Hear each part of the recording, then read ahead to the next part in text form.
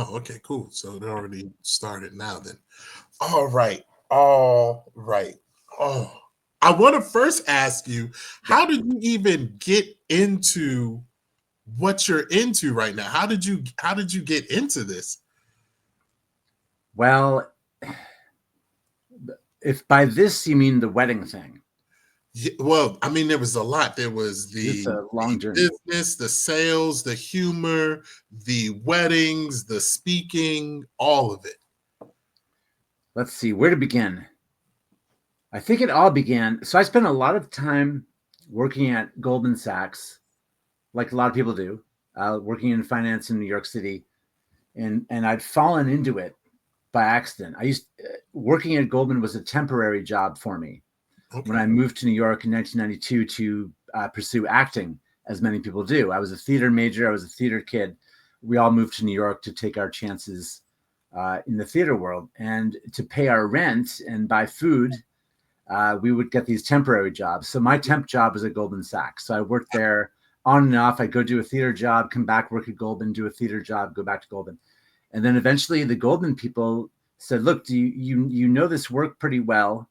We know you don't have formal business training, but do you want a real job here with benefits and vacation time and everything? And Yeah. I was a theater kid, so I didn't know what Goldman Sachs was, Hmm. but my parents knew what it was.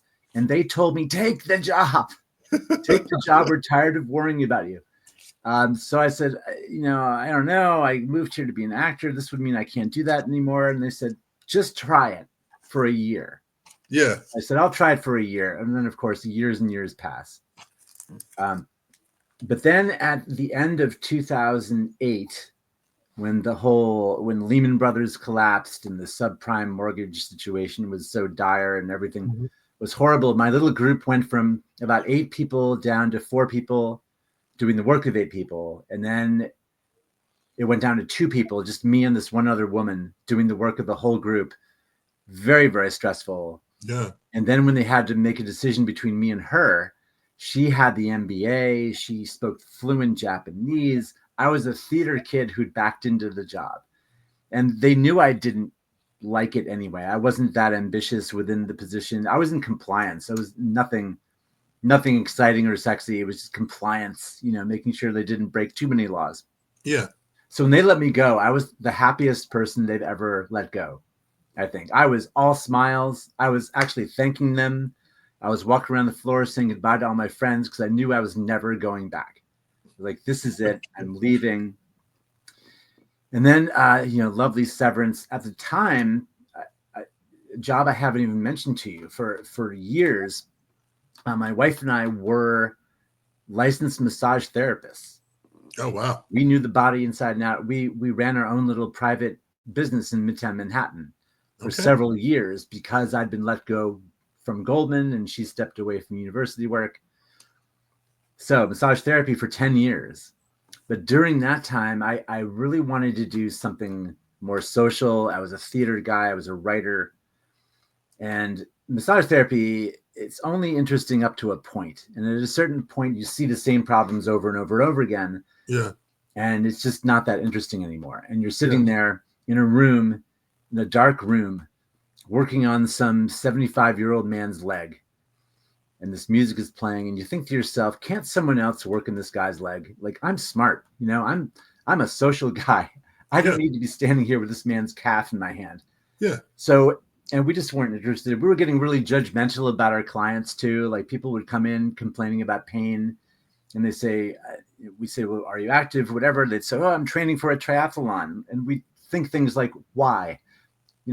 Why are you doing that? Oh, and your wife just had a baby, your third baby, but you're training for a triathlon. So she's raising the kids while you're like running and swimming. Okay. So we get really judgmental about it. We knew like, we've got to walk away from this because this is not empathy anymore because we're getting Yeah. judgy and we're supposed to be neutral. Anyway, so we both get away from that. And during that time, I'd gone to a bunch of weddings in my life that I didn't enjoy the ceremony. You ever go to a wedding where the ceremony is kind of boring? Yeah. I went to a wedding, and one time the guy was literally reading everything. It looks like he typed out or printed out a bunch of jokes from Google and didn't think about them. So he was just reading it word for word, Oh, no performance or anything. I was like, oh, this is pretty bad. yeah. There's those that are really bad. There's the religious ones that are. It's not that they're bad. It's just a different kind of thing where it's all about the rituals, Yeah. and they do a billion of them a year, and they don't really pay attention to the actual people getting married. And I always thought that was a shame.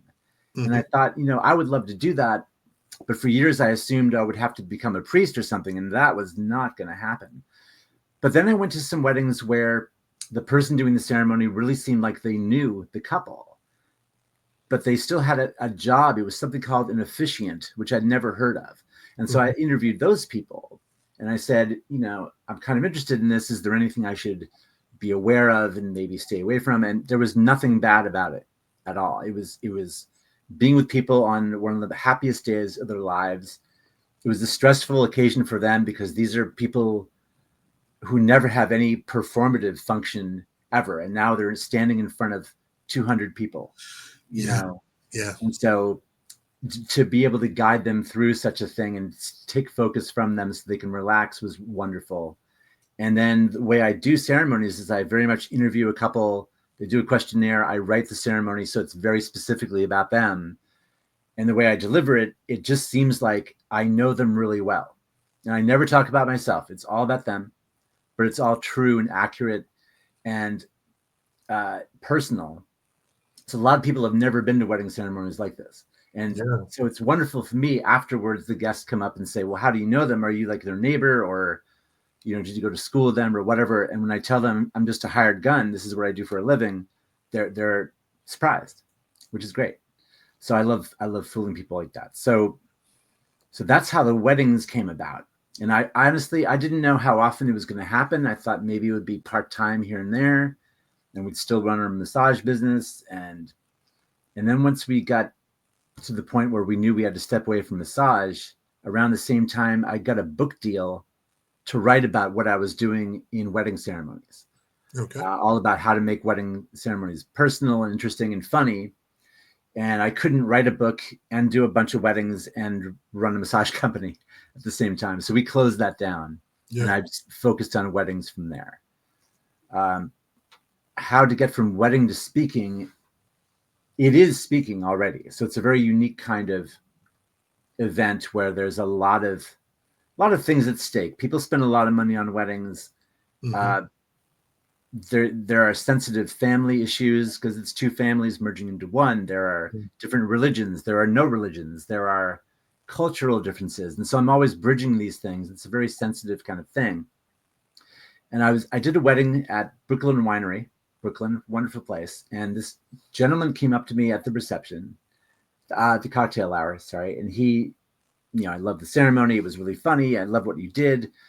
Uh, I'm sort of an entertainer myself, and I'm just kind of interested in this. I would never ever want to do weddings because they're so people are so particular about them. Yeah. So I learned what this guy does, and he's actually a corporate MC now, but he Okay. used to have his own show on the Vegas Strip for like 10 years at the Paris Hotel or something. He's Wow. a juggler and an entertainer and a comedian, and he's like this big deal in Vegas. And he did not talk about that when I was hanging out with him at this wedding. We're still friends, but I always tease him like that. But you didn't tell me who you were, man. You're the big deal. But he introduced me to this whole world of corporate speaking, associations, all this stuff. And I thought, hey, maybe there's a bigger stage I can get onto. But then anyone who gets into speaking or even podcasting knows, what do you talk about? Yeah. What's your angle? Do people really want to hear about officiating weddings? Maybe some do, but not a lot. Um, so over this time, I've spoken at a lot of wedding industry specific events to get that experience, like in those big conference rooms. Hmm. Uh, and I'm going back. There's this huge one in Las Vegas called Wedding MBA. I'm going to go back to that, speak to the officiants about officiant stuff. But this year, for the first time, I was invited to pitch ideas for the talks that happen in the larger rooms with the entire industry there. So like thousands of people listening. Yeah. And this is a big honor, even just to be asked to pitch ideas. Hmm. So I started pitching this idea about humor in networking and humor in business. and how important it is, and how you can get further if you're the funny one. And what does it mean when you're funny? Does it mean you're a comedian, or does it just mean that you're someone who really gets it, that you really understand what the big picture is, whether it's where someone's coming from, or what a company is all about, or what the goals are for the sales meeting, or whatever it is. The people who can demonstrate that they understand what something's really about tend to also be funny. You don't have to be a comedian. You don't have to go out and work the clubs, 5 nights a week and then convince people that humor is important in business. No, it's just a matter of why is it I can go up to any group of people in a wedding and make them laugh, make them smile. And I did a really deep dive into what is happening here. I seem to be able to do this okay. Yeah. What am I doing? And so I've been really trying to see how the sausage is made, Yeah. Yeah. I'm curious. And it always comes down to, I'm not trying to be funny. I'm trying to show people that I understand the essence of what's going on here, the big picture. And I'm trying to express that in different ways, whether I'm saying maybe the opposite of what's going on, or I'm making a contrast between what's going on and something else, so they can see I know exactly what really is going on. And what am I doing? Am I exaggerating sometimes? Yes. Am I using a play on words sometimes? Yes. Am I playing dumb sometimes? Absolutely. But mostly it's all about summarizing something and saying what's really going on in the fewest words possible. And whoever can do that, I think that person seems smarter, seems like they have a grasp of the big picture. Mm-hmm. And wouldn't that person be valuable? Yeah. Can you give an example of that? Like, I'm having ideas, but I'm trying to really narrow it down to really grasp what you're saying. Just last week, so this is at a wedding. May as well give this example. It was a Sunday afternoon in New York, and the couple decided they wanted to have their ceremony outdoors.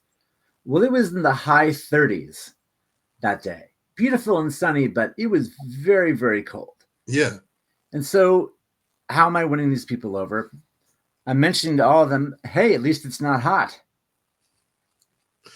I mean, just that simple. Like, how y'all doing? Because I talk the couple through this kind of Zen moment where I say, take in every detail of this moment, the feeling of each other's hands, the feeling of the new rings on each other's fingers, the temperature of the air. And then now everyone's who's shivering there is thinking, okay, he's going to give them some crap about having their wedding outdoors. And so I just said, hey, at least it's not hot. And that kind of broke things. Yeah. There was one situation where I diffused some tension. This is another useful tool for humor, is diffusing fraught situations. It's more of it was a theater thing. The instructor, the director had planned to use a certain music for a certain kind of training he was going to do with us one day. But my friend had borrowed that CD and forgotten to bring it back in time for this class to happen. So this director, who's a real hardcore, serious guy, he was a big guy. He played football in college and he was still big and intimidating, was just lighting into this guy for borrowing things without permission. And this, you've messed up the whole lesson plan and blah, blah, blah, blah, blah.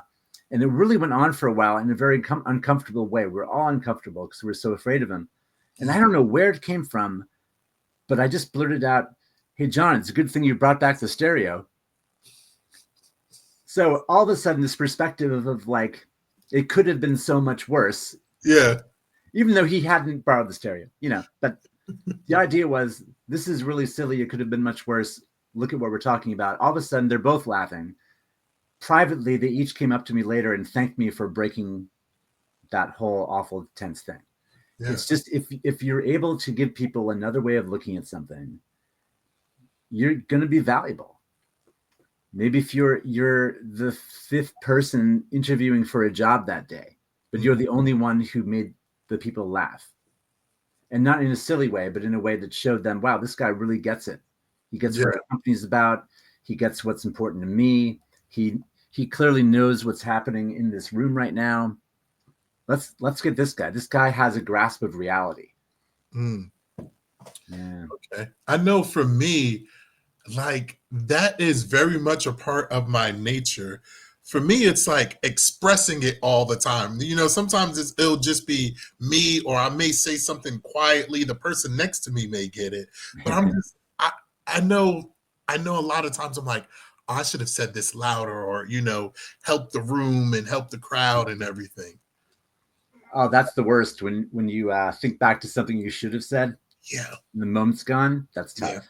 That's tough. But you just have to have faith that your brain will work in a certain way that should that situation come up again, you're ready. mm, And your brain really does remember like similar situations, and you just know what to say. yeah. Whenever anything goes wrong in the ceremony, I thank the guests for coming to rehearsal. Oh, that's good. And why do I say that? I'll honestly, transparently say because I heard David Letterman say that in his show for years. If something was going wrong, he would thank the audience for coming to rehearsal, and it was always the Man, perfect thing to say, and it diffused everything. It made us realize, like, is it really that important? yeah, yeah. Yeah. That is a great tip, man. And I know earlier, you were telling me about your father. Is that where you got it from? Are you got your Oh dad, yeah. theater? Like, where are you gathering all of this from? I think it comes from everywhere, but I think he started it. Because children's minds when they're young are so like malleable. You throw anything in there, it's gonna stick. I mean, he had me watching Monty Python when I was a little kid. I didn't even understand it. Three Stooges, Monty Python, the movie Airplane. Remember the Yeah, movie Airplane? Like just crazy plays on words and jokes and visual humor and slapstick. It was just thrown at me constantly, and I soaked it up.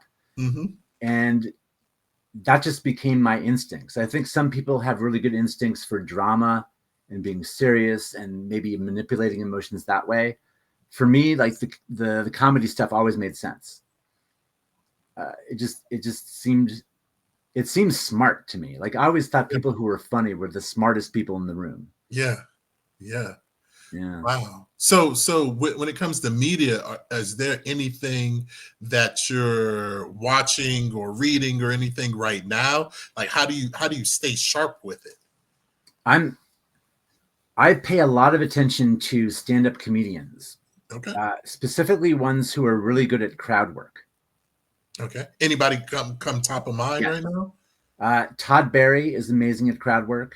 He's a more erudite kind of really dry, higher brow comedian who's just really low key, and he just destroys people in Oh, crowd work. Taylor Tomlinson, who's been rising as a stand-up, and she has that show After Midnight at this point. She's okay. very good at it. There's a guy named Matt Rife Yeah. who does entire shows of crowd work. Todd Barry will do a mixture of crowd work and jokes. Matt Rife will do all crowd work. Uh, these people are really good, and if you watch enough of it, you notice a pattern develop, Okay. which I think is interesting. Uh, so they'll open up. They'll just say like, someone will either heckle something, or the comedian will ask a question like, where are you from? As simple as where are you from? And the person might say something, and because the comedian's mic'd up, but the audience member is not mic'd up, the polite thing to do for the comedian is to repeat what they just said to him, because maybe he's the only one who heard what the audience member said. So in repeating it, what happens is these people, these audience members are not usually public speakers. They're often a little hammered because they're at a comedy club. Yeah. They're just nervous because now their favorite comedian's asking them to say something, and they Yeah. blurt out the dumbest things. And so what the comedian does, they repeat exactly what they just heard, which is often maybe not the perfectly written sentence that person hoped for. Hmm. And because they are obsessively listening and trying to listen to the exact thing the person said, they have an automatic setup. So they can now make fun of this person for referring to something in a way that they clearly didn't mean to, but that's what they said, so that's what they're going with. There was one special where this woman was trying to describe to Todd Barry how she'd found a bear in the car. And so she locked the door. And all of us had a hard time picturing, wait, where's the bear? Is the bear in the car? Or you were in the car and the bear Yeah. was outside. And so he just hammered on this because she didn't communicate it clearly. And that's usually how it goes. The audience member who says something doesn't say the most brilliant thing. The comedian can just take that and roll with it. So they don't even have to think of new material. They just roll with whatever is in front of them. How does that apply to business? Any conversation you're in is an improvisation. You know, if you're in an interview, if you're in a meeting, if you're addressing your team and you're trying to build morale, it's a leadership conference, it's whatever it is, you need to be able to speak to people and make things up on the fly. It can't all be by rote, memorized, rehearsed, because real conversations are not like that. Yeah. You know, we did not script this podcast show, right? We're not reading off, you know, and then Chris says this about that, and Tino says this, and asks this question. No, we're making this up as we go along. This is crowd work in a way, you know. But what it is the obsessive listening and the absolute literal listening, the extreme concentration on what the other person is saying is really valuable, because in any conversation, don't we all want to be heard? Yeah. Yeah. You want to know the other person's listening. You want to know they get what you're talking about and can maybe even give you ideas on what you're talking about. I think all of it goes back to crowd work. If you can focus on these people and just notice how obsessively they listen to what is being said to them. It's not that you're waiting your turn to speak and you already have decided what you're going to say. It's all in relation to what you've just been given by the other person. So if you can have that focus in a meeting, in an interview, whatever the situation is, you show that you are listening to them, which is polite, which is professional, which is respectful, and also gives you the opportunity to maybe be a little funny and show people a different way of thinking about things. I could talk about this all day. I'm so super fascinated. So is there you probably have this, like can you share like an example and a story of like maybe like a big win or just some success story that humor was a big part of it and being able to achieve that goal?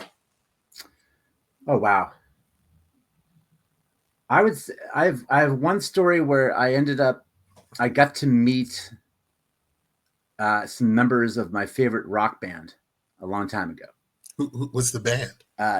They retired since REM. Oh yeah. Yeah. So I met them a couple of times, but the one that I'm telling the story about is that I used to work at a golf store when I was a kid. Okay. And I knew that Mike Mills, the bass player, and I think sometimes the guitarist, played golf. And I knew they were coming to New York because they had a bunch of shows in Madison Square Garden. I knew because I was going to one.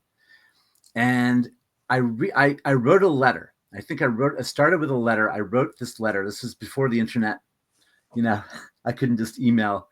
So I wrote a letter to the manager of REM, Burtis Downs. And I wrote to the home office in Athens, Georgia. And I tried to be as just kind and not asking for anything as I could be, and a little funny. I know the guys play golf. I know they love to. I know being a rock star is really fun, and probably all they ever want in the world. But I also know that you need a break now and then while you're in town. This is my golf store, not my golf store, but this is the golf store I work. And guys come over. We'll make sure we take care of them. We tell them where to play, get them some equipment if they need it, whatever. Stop by, take their mind off this whole rock and roll thing for a minute, just to give them a break. Just trying to be folksy, as if anyone would ever not want to just focus 120 billion% on being a rock star, So I thought nothing's ever going to come of this. This was just a Hail Mary. And, I'd be amazed if I even get a form letter back. Like, thank you for your interest in REM. Here's a free postcard, But instead, I'm in the store and the manager, the phone rings and someone answers it. And they say, Chris, can you come in? You have a call. And I say, who is it? And they said, it's Burtis Downs from REM. I'm like, what?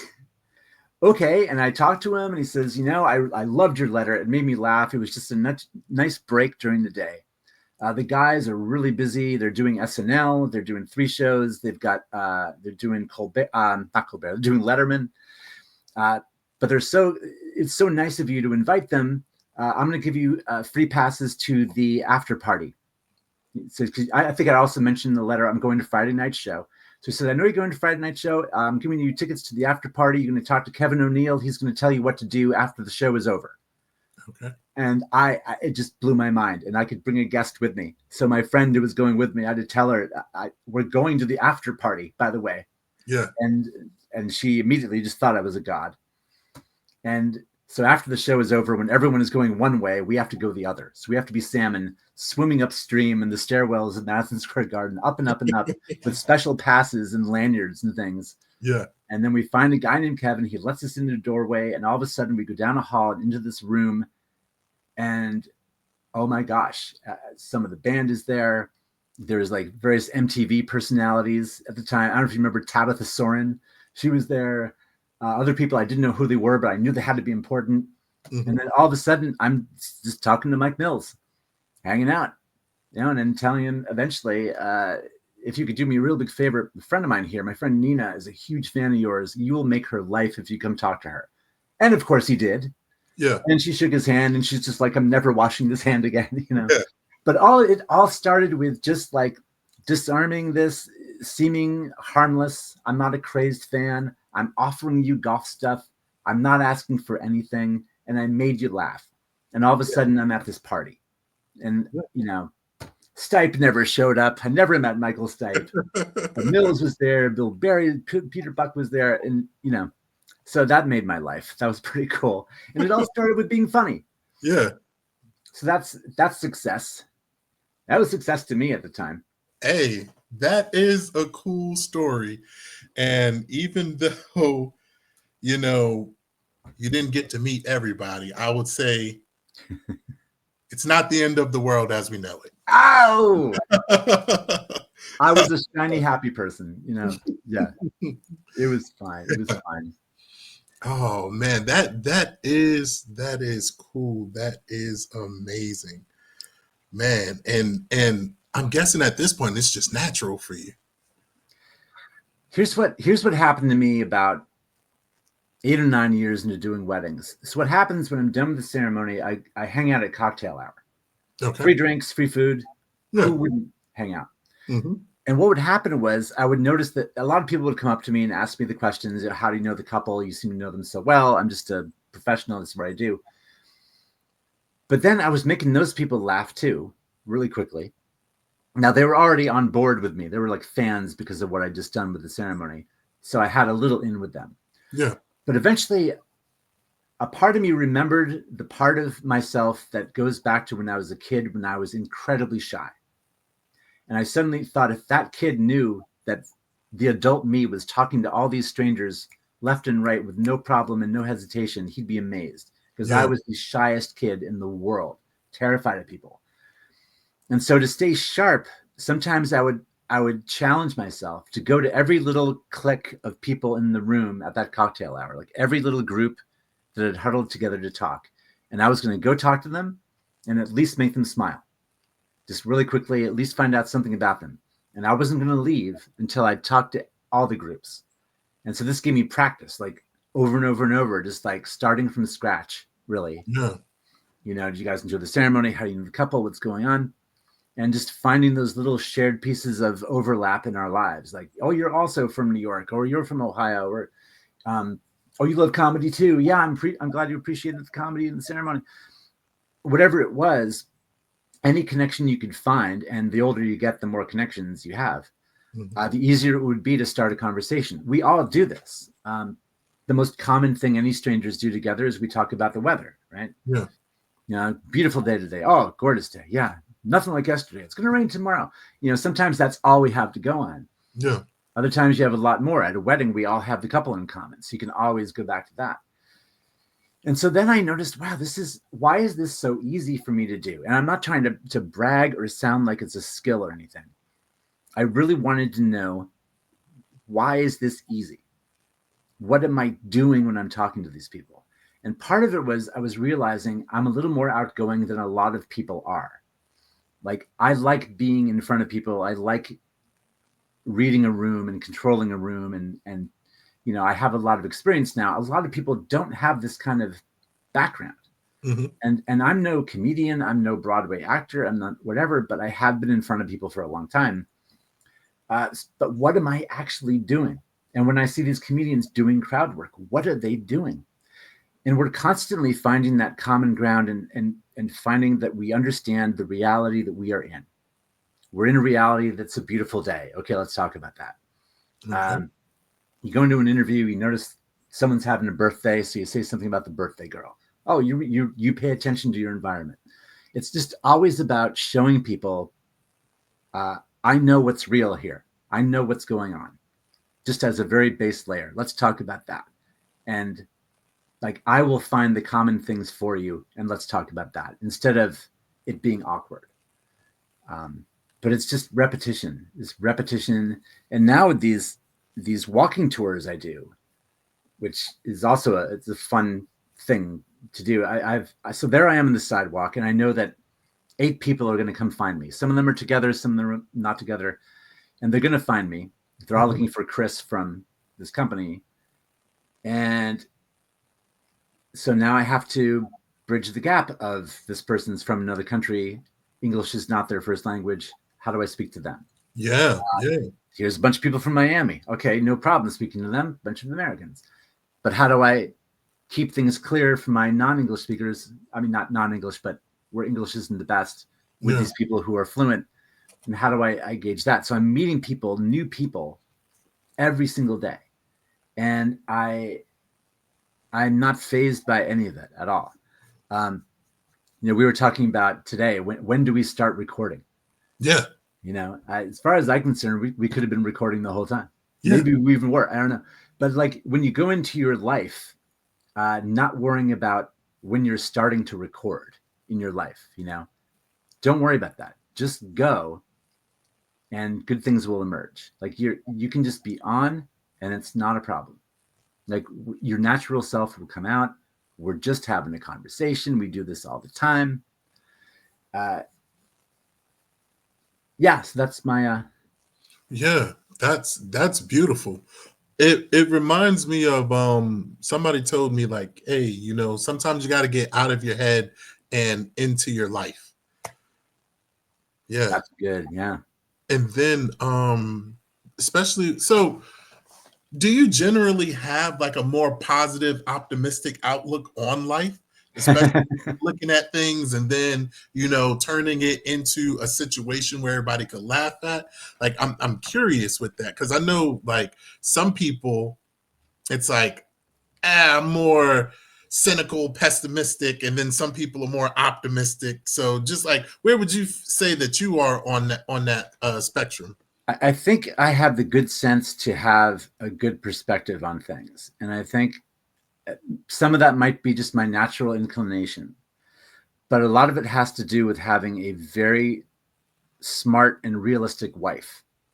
Okay. Full props to my wife. She's a realist. Whenever I'm really high on some idea or something, she can just give me a look or say one thing and give me perspective on things. But it's positive because we both generally know and acknowledge that we are very lucky people. Like, we do not take things for granted. Even just starting with health, we are healthy. Uh, we can walk. Sure, we're in our 50s. Our joints ache. We can't do as much as we used to, but we're healthy. We're walking around. We don't have major problems. We don't have major medications. There are a lot of real basic things we're happy for. We have a roof over our head. We have food. We're not worried about money. I mean, we're worried about money, but we're not, destitute. There's so many people who have a much more difficult life than we do. Yeah. And so when you go into every day with that just base knowledge of like, wow, I'm really fortunate. Yeah. Not everyone I meet today is going to be as fortunate as I am. I'm not going to know everyone's life story, but I'm certainly going to make their time with me the best part of their day. Yeah. I don't want them worrying. If something is worrying them, and if they want to share that with me, I'm going to try to make them look at it a different way, because it could always be worse. There could always be something worse, which sounds like a negative way to look at things, but it's just a realistic way. Right. The guy with one arm, you say, well, at least you've got 2 legs, that kind of thing. That crowd where it was a freezing cold day. I said, well, at least it's not hot. Yeah. Just try to get people to see, like, without even that much imagination, you can see how it could be a lot worse. And so knowing that, reframe how down you are. You know, like I will say this, because there's no way you could have done this intentionally, and if you did, you're a magician. But as you were saying that, I was thinking like, yeah, that's very positive and expressing gratitude, and it's very, light instead of being serious. And then that light just started shining in on you, just like coming through the window there. So much so, like, it's almost covering. And I was just like, how did you do that while speaking? Well, I'm really good friends with God, and he introduced me to Mother Nature, and Mother Nature and I are like this. We're like, do me a favor. I'm doing a podcast later with Tino. Yeah, Tino Gordon. Yeah, she knows you. Yeah, can you just like shine on me when I'm being really positive and glowing about things? And she's like, Chris, of course, I love you. You're the best. Man. You helped me with that guy that time. I'm like, okay. Yeah, I got some serious sun problems here this time of day, but yeah. But so Tino, are you? I mean, you got this great smile and this great attitude and this curiosity. Wouldn't you say you're like a optimistic, positive person? Yeah. You must have this effect on people too. Yeah, and it's all with the self-discovery, just never sat down and like figured it out. And while you're telling your stories, I'm sitting here thinking like, oh yeah, that's something similar. I could definitely relate to it. But I know with me, sometimes it's the process, like trying to understand it, because sometimes it just happens. And so like listening here, I'm like, oh, like how you said, there's even a formula and a system behind it. I'm like, oh, there is. Yeah, I do listen really intently to people. Like, oh, okay. It makes sense. Exactly. It's amazing how much listening is a part of this. Because that's the part where you're not, being funny. You're not talking, you're not doing anything. But that's where you get all this information. I'm trying to write about all this stuff to help myself understand it. And I was writing about the kids who sit in the back of the classroom. The ones who like make the sarcastic comments or whatever. And that joined with whenever we see a show, Broadway show, we see a lot of Broadway shows. We love sitting in the back row because we love watching the show and then how it affects the audience. Then you can see the audience. So you can read the whole room. So I'm thinking about those kids in the back of the classroom who tended to be funnier. They're not just interested in whatever the teacher's teaching. They're also interested in how the class is reacting to it. And like every realistic detail, who's wearing what, who smells, who's asleep, who's doing whatever. Like the kids in the back of the classroom see everything that's happening. And that's kind of what you have to be like. You have to be a real keen observer. You walk into a meeting with a group of people you don't know, or one person who's the boss or something. You got to be taking in as much information as you possibly can, because it's going to help you when it's finally your turn to speak. Yeah. And every bit of information you observe is going to tell you something about that person or that group or what's going on. So sometimes you go into a space and you can't just burst in and start yapping. You've got to maybe play it close to the chest for a while. Yeah. Taking all the stuff, and they might even think, wow, that guy's really quiet. What's going on? And then all of a sudden you start talking and they realize, oh, he's noticed absolutely everything. Hire that man. There's that example. I don't know how much of a Seinfeld fan you are or your audience is, but George Costanza, one episode, decides to do the opposite of everything he's ever done, because everything he's ever done has been a failure. Yeah. So if he does the opposite of what his instincts are, that should be the right thing to do. So he goes into Yankee Stadium. He has an interview with the Yankees, and he meets George Steinbrenner in the hallway. Instead of sucking up to him, he tells him, I have a lot of problems with the decisions you've made with this ball club. On behalf of the fan base, I'm really disappointed in how you've been treating this team, blah, blah, blah, and tells him all these realistic, honest things. And Steinbrenner says, hire this man, because he's the truth teller. It's like the funny people are the ones who say the truth. It's always going back to reality, going back to understanding what the situation is really all about. Over and over and over again, it's just about noticing the truth of something. In the old days, uh, kings would have their court jesters, Yeah. and the court jesters were in charge of entertaining however they could. But they were also sometimes counselors, because they were the only ones who would call it as it is when everyone else was terrified to share bad news or describe something in the way it was because maybe it wasn't doing that well. The court jester could say it because they were allowed to, and all of a sudden, the king Yeah. knows what's going on. We still have that today with our late night comedians who that's become much more political than it ever was. But they're the ones who are calling out what's really happening and summarizing what's really happening.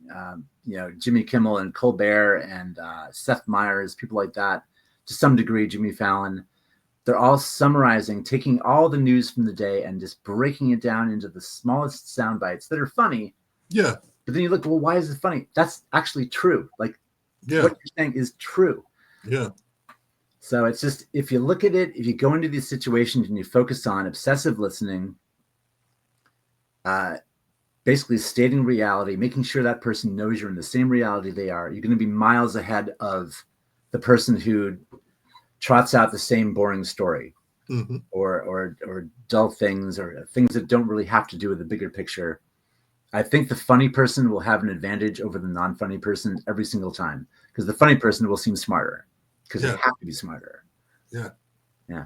Man, that's cool. So in the journey that you've taken so far, if you can go back and like really give yourself, your younger self, a piece of advice, what would it be? Oh, that's a great question. I think I'd tell my younger self to trust myself more. Okay. I think I didn't have the guts to speak my own mind before. I think I went into acting because when you go into acting, you're always playing other people and you're reading other people's scripts and you're not thinking of things to say. You're just repeating things. It was years later when I started doing the weddings, when I'm writing about these people and I'm sharing things about myself too, that I realized I have a voice and I no longer have any interest in playing another character. That was to help me get out of my shell. Remember, I mentioned I was the shyest kid in the world. And so acting allowed me to be in front of people, but it still wasn't me. Whereas in my adult life, now I've lived, I've done some things, I've seen some things. I can certainly speak to people with some degree of accuracy about a lot of things. Working at Goldman Sachs and listening to some of the smartest people in business for several years had a lot to do with that. Yeah. So I would tell my younger self to trust myself more, because I wish I'd found speaking to people earlier. Yeah. So that by now I would say, oh, I've got my CSP or whatever the speakers have, and I'm in the Speaker Hall of Fame, and I do 80 events a year for corporate people, and it's really exciting. I would love to have that background. On the path I'm on, maybe I'll have that kind of story to tell in 10 years. Okay. So going back to the business world, a lot of it comes down to networking and relationships and things like that.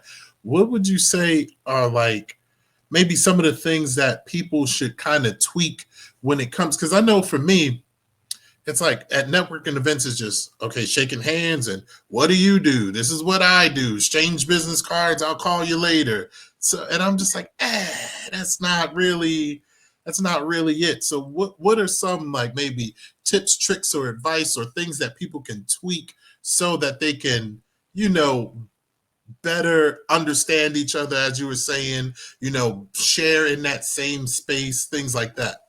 Well, two things. One, never lead off with what do you do? Especially when the whole room is just asking, oh, what do you do? What do you do? Because everyone's waiting to hear for that perfect person to say, oh, I do this. Oh, I want to do that. And it's just really opportunistic. So don't do that. I'd say start off, like I mentioned, like acknowledge what's going on. What's the vibe of the room? how's the food? How are these drinks? What, you know, why are we doing this on a Tuesday at 10 in the morning? Like, whatever it is, like, establish some reality structure there too. And then instead of asking, what do you do? Ask, what do you love about what you do? Yeah. Get people talking about their passions. Yeah. Like, or say like, how many career transitions have you had? And what were they? And why did you make those transitions? Like, how did you know you had to get into something else? Like get people to talk about the metamorphosis, metamorphosi. How did they change? Ask them how they went through change in their lives, and get them storytelling. Instead of just like, oh, I do accounting. Now I don't know what kind of story you're going to get out of an accountant, but no offense to accountants. What do you love about numbers? I don't know. Like, what job was least like what you do now? Like, get people to look at things in a different way. Where would you rather be right now? Where would you rather be than this networking event? That kind of thing. Yeah, those things. And also, there's that whole body language thing at networking events where like one group, if they're all closed in and talking to each other, you probably shouldn't approach that group. Don't interrupt stuff. But if they're standing slightly open, you can tell they each want to have an escape from that conversation. Yeah. So that's where you can go in and start talking. So look for a lot of body language stuff in networking events. Okay. Like who wants to get away from the person they're talking to right now? Yeah. So Chris, let me ask you this, and this is one question that I picked up recently that I'm just very curious, and let me just ask it. So, if you can have dinner with any three people, real, imaginary, past, present, a historical figure, who would those three people be and why? Three people, real or fictional? Yes.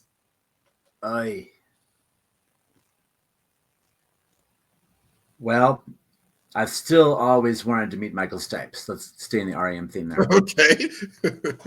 I would want to meet Wayne Gretzky. Oh, man, yeah. I would want to talk to him about what his brain was doing on the ice. He wasn't the fastest, the strongest, whatever. It was all about his vision and his instincts. And like, what was he thinking? Because he always thought differently. Yeah. I've even seen business people use him as an example of staying a few steps ahead of your competition, that kind of thing. So Wayne, Michael, and then oh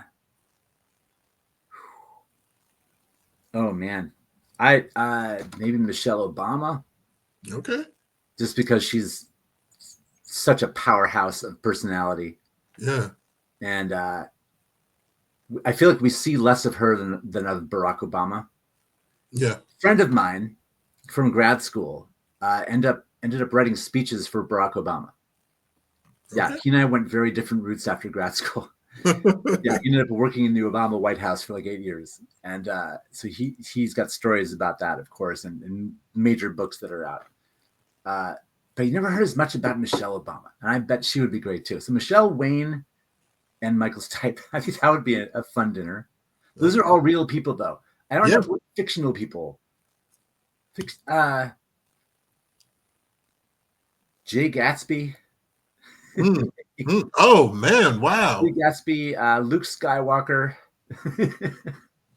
and the real life. You know who was really interesting was Joseph Pistone. I don't. He was the undercover police officer on which the movie Donnie Brasco. Oh yeah. Undercover in the mob for years, for real. And that's real acting. That's real performing. That's talk about getting along with people and making a connection with people that are not like you. I would love to talk to that guy. I don't even need Wayne and Michelle, all those other people. I would just talk to that guy. Yeah. That would be fascinating. That is high stakes for sure. And those are some real random names, right? I bet you didn't think I was going to mention those people. Yeah, that's why it's become one of my favorite questions to ask people, because just you can pick anybody. So yeah. And then and there's so many. It's such an overwhelming question because there's so many people to think about. Yeah. So therefore, the names that do come up are probably close under the surface in your subconscious anyway, and maybe driving you constantly. And Mm. now, even though I told you those names, I'm like, well, why wouldn't I talk to Todd Barry, who I mentioned before? Yeah. Although I get to meet him once and actually talk to him, which is great. Yeah. You know, why wouldn't I talk to these comedians I'm obsessed with, and Colbert and Fallon and all these people? Maybe they seem too easy. There's like too easy choices. Okay. Who would do you have an answer for that for yourself? I know, like, every time I ask that question, I always think of different people. Like, and that's the thing. So now I really need more time to just like narrow it down and like who would be the three just solid people that I would think of. Because even like with your response, I'm like, oh yeah, yeah, that's very interesting, you know. I feel like it goes back to like how you were saying, the kids in the back of the class or the people in the back of the theater watching everything. I'm like, oh yeah, and then like how different people react to it. I'm like, oh okay, interesting, Yeah, interesting. it's just Hmm. that it's like when I watch a show, I don't get lost in the show. I can't completely throw myself into the fiction that's being played out in front of me because I'm just too realistic. Yeah, And my wife's the same way. So I think this is why we like being in the mezzanine, being in the back, seeing how the whole thing goes over. Which is yeah, interesting to us. Like New Yorkers have a certain view of New York theater versus middle America comes to New York. Maybe it's the only show they've ever seen in their lives. And they've spent so much money that they're invested in having a good time no matter how bad the show is. You know, and we're sitting there going, well, you know, we get $20 tickets to these shows. We see a lot of them. We have opinions. We know what's good, what's not good versus, you know, and then again, we're like, well, look at how lucky we are. How many people get to say they paid $20 to see a Broadway show? hmm. You know, Interesting. So like when you're watching a show, a play, television, movie, are you usually able to predict what's going to happen? Like if it's something that you've never seen before? sometimes, Okay. sometimes, not usually. I mean, there are big story arcs that you probably have an idea. Like, I have an idea it's going to be a happy ending, an up Mhm. ending. Other shows, because you hear things, you know, and you go in knowing the vibe of something. If it's a tragedy, you know this is going to go bad. If it's a horror show, it's all about how can they scare you. It's musical and it's peppy and poppy. You know it's going to be an upending. Just about how do they get there. Yeah. Uh, Now and then, my wife's the same way. We'll be able to say the next line someone's going to say because we can see how the joke is set up that way. And the Yeah. only logical thing to say is the punchline. And when we both do it, we're just like, hey, you know, that's really satisfying. It doesn't happen a lot, but when it does, you're like, they had to say that, you know. Okay. Um, Man. which is not to say you know, we're still surprised.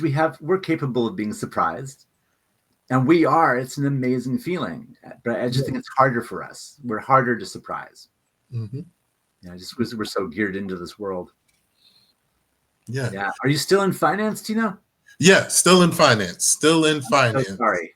I mean, do you enjoy it? What do you love about finance, Tino? So the thing that I love the most is meeting people, you know, having conversations like this. Like the numbers and stuff aren't like my favorite part. The paperwork isn't the favorite part, the thing that I'm excited about. You know, you got some people who think in Excel spreadsheets and numbers. That's not me, but Yeah, the thing that I love is the story behind it. Like I am fascinated and I just love hearing stories, getting to meet people, learning about their life, things like that. And that's why, you know, the company Gordon Legacy Consulting existed because it's more, to me, it's more about the story behind it. And I always tell like my clients, like, you don't have to be like a world famous person or in history books to have a great story and have a great legacy. And so, like, it's just what does that legacy mean to you? And then how can I help you achieve that? That's what I'm all about. I love it. I love it. Legacy is such a great word. Yeah. What It's what what is what does legacy mean to you? well, the older you get, I think the more relevant the word legacy becomes. What am I leaving behind here? What have I done? Yeah. What do I want people to know from what I've learned? Yeah. Um, yeah, what can I share with people? Where my wife and I don't have kids. We've got nieces and nephews, and we keep thinking, who's going to take care of us? We got to be really nice to these kids. um, but what are we leaving behind? And more, it's just like, well, what's my reputation? Yeah. What if I created here? How would I like to see other people live their lives and treat other people? And that's the biggest thing. If I can just show like younger people, this is how you treat people. This is how you have a conversation. This is how you make people smile, maybe make them laugh if you're lucky. But certainly this is how you communicate with people versus it kills me seeing the smartphone use and the hiding from human interaction that I see a lot of young people have. Yeah. It really makes me sad. And I've gone into schools where I try to teach people skills, and like these kids are going to be going into job interviews and maybe interviews for schools. And I'm trying to tell them how important it is to be able to stand up straight, to make eye contact, to shake hands, to make these good first impressions, to base yourself in reality. So happy to be here. It's such a beautiful day. It's great to talk to you. What would you like to know? Like to be there with them versus because they're thinking about their phone. They want to be on that phone so bad. They want to let their neck fall forward and they want to hide it from the world. And it just makes me so sad because so many great things come out of conversations. Yeah. Phone calls, podcast interviews, just how often have you had a great conversation with a friend at a restaurant and the two of you think we should have been recording this? This would have been a great episode. That's literally how this show started. Oh, really? Yeah. And so many times people have just said, Tino, you should just be recording all your conversations. You ask great questions. Sometimes they're off the wall. It causes me to think like, why aren't you just recording? And I was like, I don't know anything about a podcast. I don't know how to set it up. I don't know, promoting it, nothing. I said, okay, well, Tino, what can I do? You can hit a record button and talk. Okay, we'll start there. And that's been the journey. Now there's more to podcasting than that, isn't there? Yeah, there is, but that's not my part. That's good. You've got people for that. That's good. Yeah. You got to know your strengths. You got to know your weaknesses. Yeah, absolutely.